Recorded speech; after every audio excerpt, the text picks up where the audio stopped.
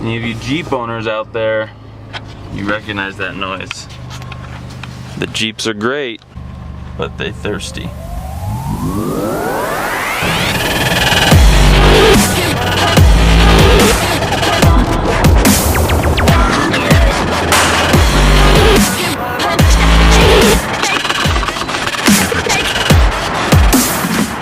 There you go, you thirsty bitch.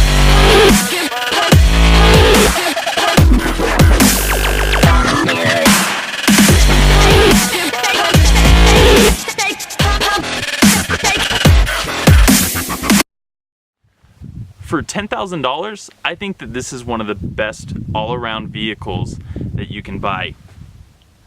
This is actually my third Jeep. I've had two others, one very similar to this and one a 1980 with the 304 V8, I think it was.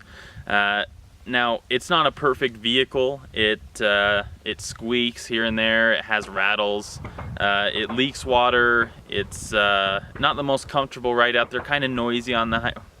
Where's it going with this? It's not perfect, but I love it.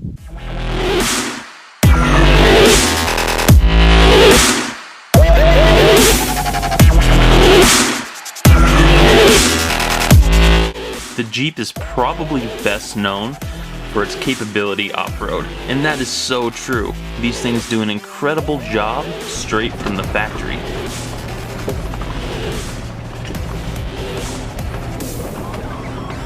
That's all you get from the driver's perspective. And this isn't too steep, but I'm not sure people understand just how capable a stock Wrangler is. It's winter in 3, 2, 1. Look, I get it. It's nighttime. I'm sorry. I'll try to get the best lighting I have possible. However, it snowed and is snowing and it hasn't been plowed yet, as you can see. That's very important for this review because of its rear wheel bias. Well, I guess speaking of bias, this isn't a review because I am biased. I like the Jeep.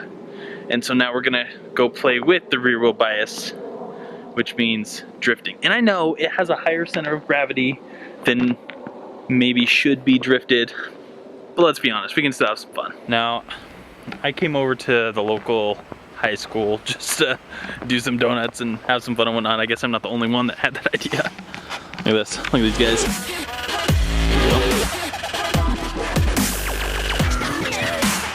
You're gonna be able to film a car accident here.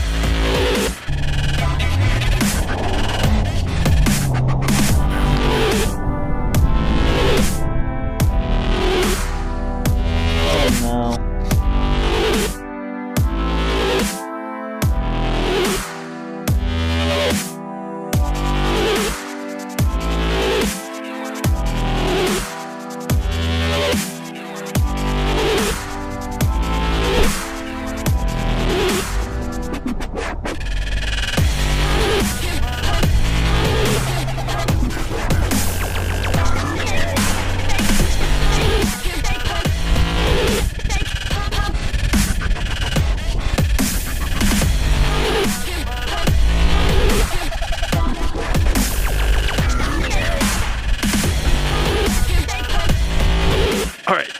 Obviously this thing's a whole lot of fun in the winter.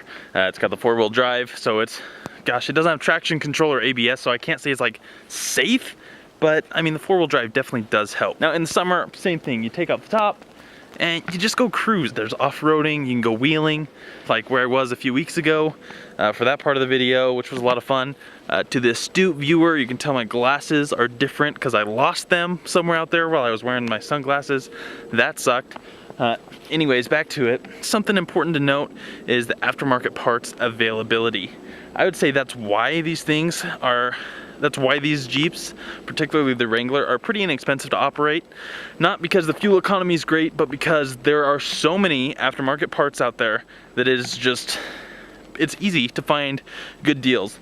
I guess that's what competition breeds, is low prices, which helps us have inexpensive parts.